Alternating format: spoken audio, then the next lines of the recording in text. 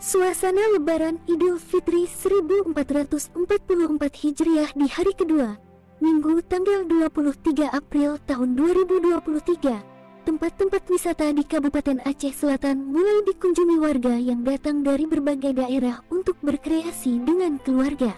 Seperti salah satunya di objek wisata pemandian di Gampung Panjupian, Kecamatan Tapak Tuan. Para pengunjung mulai berdatangan walau tidak seramai tahun sebelumnya. Di objek wisata pemandian ini telah tersedia fasilitas kolam pemandian baik untuk anak-anak maupun untuk orang dewasa.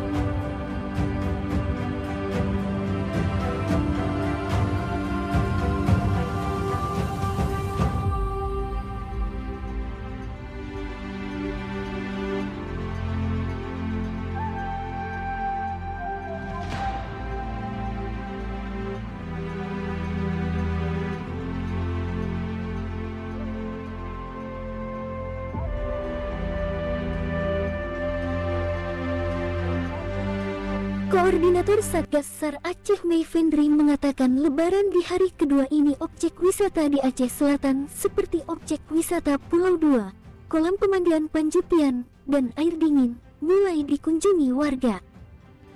Oleh karena itu ia mengharapkan kepada pengelola objek wisata yang menyediakan kolam pemandian khususnya untuk anak-anak supaya dapat menjaga dari hal-hal yang tidak diinginkan.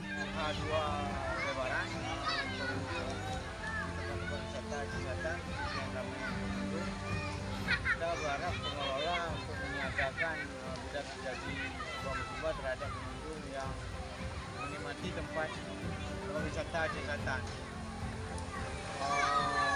Dari tim kita siap siaga untuk bila ada laporan langsung bertindak.